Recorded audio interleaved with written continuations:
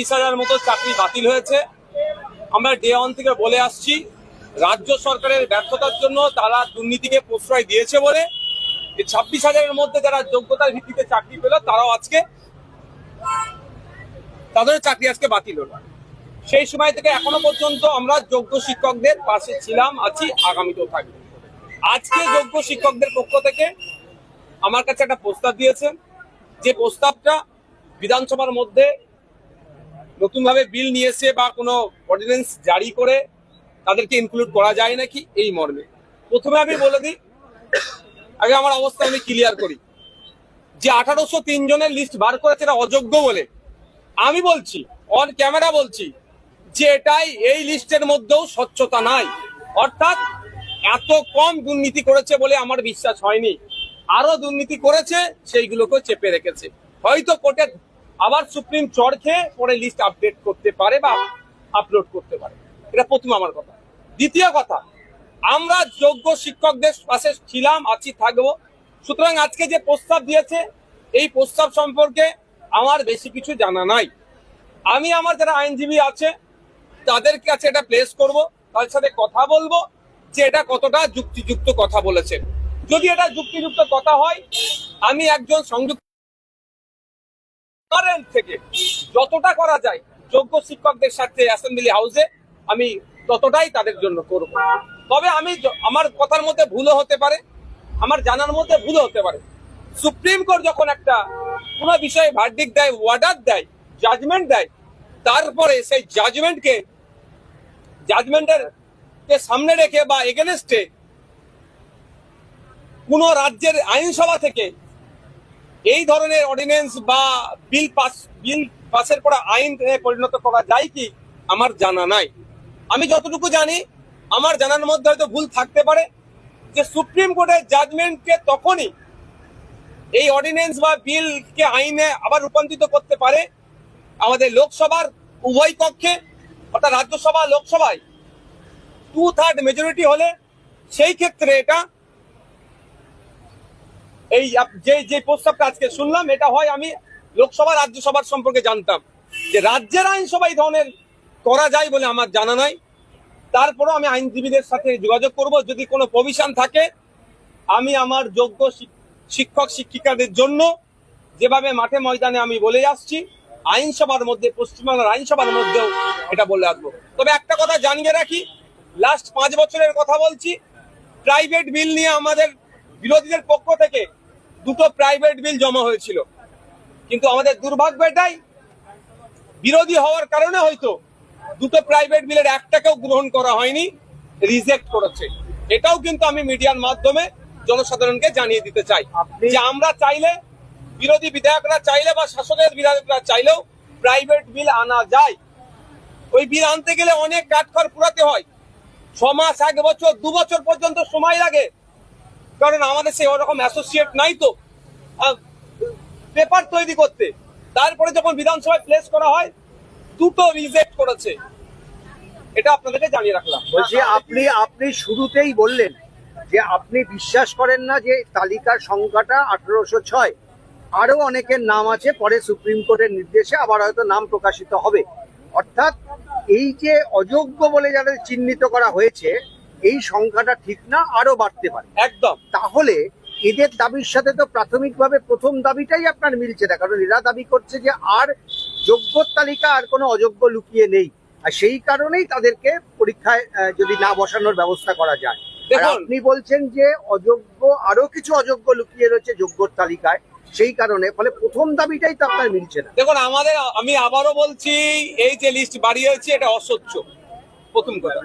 দ্বিতীয় কথা, আমার দাবি, আমি সবসময় পক্ষ নেব যারা যোগ্য তাদের। আমি যেখানে যেখানে বলবো বা যদি আমার বলার প্রভিশন থাকে, অবশ্যই সেখানে সেখানে আমার যোগ্য শব্দটাই থাকবে, বা এই তালিকার পরে যারা আছে তাদেরকে ইনক্লুড করা হোক, এ কথা আমি একবারের জন্য বলবো না। আমি সবসময় বলে আসবো, যোগ্য যারা তাদেরকে আবার স্কুলে পাঠানো হোক। শিক্ষকের অভাবে স্কুল বন্ধ হতে চলেছে, এটা প্রান্তিক এলাকার ছেলে মেয়েরা সরকারি স্কুল থেকে যে পরিষেবা পাওয়া দরকার, শিক্ষা ব্যবস্থা গ্রহণ করা দরকার, সেটা পাচ্ছে না। এটা তাড়াতাড়ি এই সমস্যার সমাধান হওয়া দরকার। আজকে এই যোগ্য শিক্ষকদের একটা আন্দোলন ছিল, তারা আন্দোলন করার আগেই তাদের যে নেতৃত্ব রয়েছে তাকে গ্রেফতার করা হয় অবৈধভাবে এবং তাদের আন্দোলনকে আটকানোর চেষ্টা পুলিশ করছে। পুলিশের এই সক্রিয় ভূমিকা থেকে পুলিশকে দিয়ে খবর পাওয়া যাচ্ছে কলকাতা হাইকোর্ট 5 সদস্যের প্রতিনিধি দল চেয়ারম্যানের সঙ্গে দিয়ে দেখা করবে। দেখুন, যখন কলকাতা হাইকোর্ট একটা নির্দেশনা দিয়ে দিয়েছে, তার বাইরে তো আমরা যে হওয়ার কোনো প্রশ্নই আসবে না।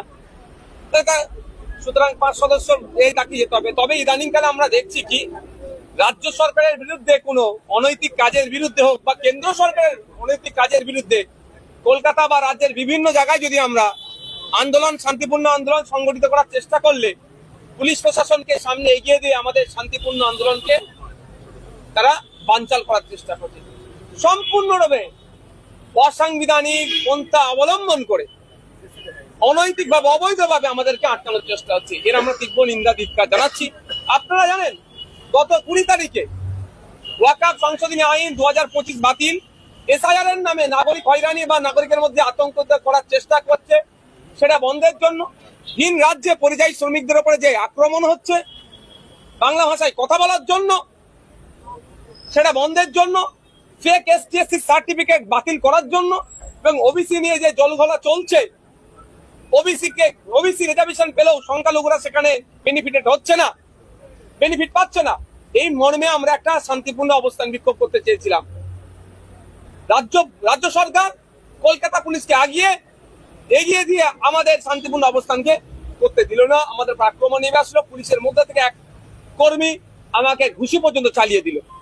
তো এই ধরনের শান্তিপূর্ণ গণ আন্দোলনকে পুলিশকে দিয়ে আটকানোর চেষ্টা করছে। তবে এটা কিন্তু রাজ্য সরকার, রাজ্য প্রশাসন খারাপ করছে। কারণ মানুষের একটা ধৈর্য একটা পর্যন্ত আছে, যদি ধৈর্যের ভাগ ভেঙে যায়, পুলিশ প্রশাসনকে মানুষ যদি অসম্মান করতে শুরু করে, এটা আমরা রাজ্যের একজন দায়িত্বশীল নাগরিক হয়ে আমাদের কাছে শোভনীয় নয়। সুতরাং পুলিশ প্রশাসন বা সরকারের উচিত মানুষকে তার ডেমোক্রেটিক রাইটকে সহজভাবে এক্সারসাইজ করতে দেওয়ার সুযোগ দেওয়া। তালিকা প্রকাশ হয়েছে, তবে দেখা যাচ্ছে তৃণমূল নেতার আত্মীয় আমি আগে বলে দিচ্ছি, নতুন তালিকা বেরোলে হয়তো আরো কাছের লোক বেরোবে। প্রাক্তন বিচারপতি অভিজিৎ গঙ্গোপাধ্যায় তিনি বলছেন এবারের যে এসএসসি পরীক্ষা মানে 7 এবং 14 তারিখ সেখানেও বিপুল পরিমাণে জালিয়াতি হবে, সেই আশঙ্কা তিনি প্রকাশ করছেন। দেখুন, আমি অনেক আগেই বলেছি, যেখানে তৃণমূল ওখানে দুর্নীতি পাবেন, আর যেখানে দুর্নীতি সেখানে তৃণমূল উপস্থিতি পাবেন। তৃণমূল যখন আছে রাজ্যে, ও দুর্নীতি হবেই হবে, কিছু আটকাতে পারবে না। কারণ তারা তো নিজেরা চাইছে না দুর্নীতি মুক্ত হতে, আমরা কত আটকাবো? তারা যখন নিজেরা চাইবে দুর্নীতি মুক্ত হবে, তাহলে দুর্নীতি মুক্ত হতে পারে। তবে এদের যেভাবে এরা পৌঁছে গিয়েছে যে লেভেলে, নিজেদেরকে আর পরিবর্তন করবে না।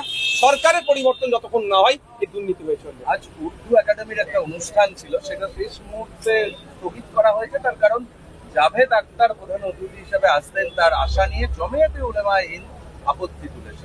এ বিষয়ে আমার বিস্তারিত জানা নাই, কেন আপত্তি তুলেছে, কি বিষয়ে আপত্তি তুলেছে জানবো, জেনে অবশ্যই মন্তব্য করবো। 138 কোটি সম্পত্তি। তবে একটা কথা, জমিয়তে উলামায়ে হিন্দ যথেষ্ট পুরাতন একটা সংগঠন। স্বাধীনতা সংগ্রাম থেকে শুরু করে বিভিন্ন সময় দেশের যখন ক্রাইসিস হয়েছে, জমিয়তে উলামায়ে হিন্দ থেকে শুরু করে জমিয়তে উলামায়ে বাংলা আসাম দেশের পাশে দাঁড়িয়েছে, জনগণের পাশে দাঁড়িয়েছে। এটা আমাদের মাথায় রাখতে হবে। 138 কোটি সম্পত্তি মালিয়া কৃষ্ণ শাহ, 1 কোটি টাকা সম্পত্তি তৃণমূলের বিধায়কের। ও তো চুনোপুটি। জীবন কৃষ্ণ চা যেটা তুলে এঘাট ওঘাট করে ঘাটে পৌঁছাতো, সঠিক ঘাটে, সেগুলো খুঁজে পাচ্ছে না কেন? রাঘব বোয়াল গুলো কারা? জীবন কৃষ্ণ চার হজম করার ক্ষমতা নাই, ওই জন্য হজম করেনি। যে হজম করেছে তাকে খুঁজে বার করুক। জীবন কৃষ্ণ সাহা মালটা তুলে কার কাছে পৌঁছাতো, টাকাটা তুলে কার কাছে পৌঁছাতো, সেটা কবে খুঁজে বার হবে? ওই জীবন কৃষ্ণ সাহা চুনোপুটিকে অ্যারেস্ট করে ইডি সিবিআই সেন্ট্রাল এজেন্সি যদি বাহাবা নাই, অন্তত আমি বাহাবা দেবো না। আর রাজ্য বিধানসভায় বাংলা ভাষায় যারা কথা বলছেন তাদের উপরে আক্রমণ নিয়ে দুদিনের আলোচনা, 2 ঘন্টা করে 2 ঘন্টা করে মিটে সমস্যা। 2-4 ঘন্টার আলোচনা। দেখুন, যা সমস্যা 4 ঘন্টা কেন, যদি মনে হয় 40 ঘন্টা দেয় তাও সমস্যা মিটবে না। আর যদি সত্যিকারের অর্থে সমস্যা মেটানোর ইচ্ছা হয়, তাহলে 4 ঘন্টাতেই হয়ে যাবে। তবে আগামীকাল 2 তারিখ, আজ 4 তারিখ, এটা নিয়ে চর্চা হবে। আমিও বাংলা ভাষায় মমতা ব্যানার্জি মহাশয়ার তার দলের দরদটা খুবই বেড়েছে, ভালো কথা। তো আমিও চর্চা করব, তখনও মমতা ব্যানার্জির সরকারকে বাংলা ভাষা নিয়ে কিছু আমি প্রশ্ন করব। তার শুধু এতটুকু বলে দিই যে বাংলা ভাষা নিয়ে অনেক গল্প শোনালেও স্কুলগুলোতে বাংলার টিচার এখনো সম্পূর্ণ হচ্ছে না, শূন্য পদ রয়ে গিয়েছে বাংলার টিচারের। এটা আজকে শুরু করলাম। আমি 4 তারিখে বলতে চেয়েছি, আশা করছি আমাকে সুযোগ দেবে। 4 তারিখে বাকিটা বলবো। মুখ্যমন্ত্রীর সামনেই বলবেন 4 তারিখ। কে থাকবে বলতে পারবো না। মুখ্যমন্ত্রী আসবেন 4 তারিখ, আচ্ছা, স্পিকার নিশ্চিত করে। আমি বলতে পারছি না কবে উনি আসবেন না আসবেন। আমি তো চাই উনি প্রত্যেক দিন আসুন। আমি 4 তারিখে বলছি। এই যে সিকিউরিটি নিয়ে নতুন করে আবার জল্পনা শুরু হয়েছে, এখন স্টেট সিকিউরিটিও ঢুকতে পারবে না, এতদিন ধরে আপনার সিকিউরিটি ঢুকতে পারতো না, এটা কিভাবে দেখছেন? আমি চাই আমাদের প্রত্যেকটা নিরাপত্তা রক্ষীকে সমান সম্মান দেওয়া হোক। সিআইএসএফ, সিআরপিএফ বা ডাব্লিউবিপি বা ক্যালকাটা পুলিশ সবাই এরা ডিফেন্সের মধ্যে পড়ছে, সবাই এরা আমাদের নিরাপত্তা প্রদান করে। কারো সম্মানে আঘাত দেওয়া আমি কোনোভাবেই চাই না। যখন আপনার সিআইএসএফ বাইরে ছিল আমি তখনও ব্যক্তিগতভাবে চেয়েছিলাম তারা ভিতরে থাকুক। আমি একবারও বলেও ছিলাম। এখন নির্দেশনা সম্ভবত এটা কোর্টের আছে, কোর্ট যে নির্দেশনা দেবে তার বাইরে তো আমরা তো যেতে পারবো না। এই তালিকায় একমাত্র মুখ্যমন্ত্রীকে ছাড় দেওয়া হয়েছে, স্পিকার তাই জানিয়েছে। ভাবতে পারছেন? দেখুন, স্পিকারের হাতে সম্পূর্ণ একটা পাওয়ার থাকে, এটা স্পিকার বলতে পারবেন। আমি যদি স্পিকার হতাম তাহলে আমি এর থ্যাংক ইউ।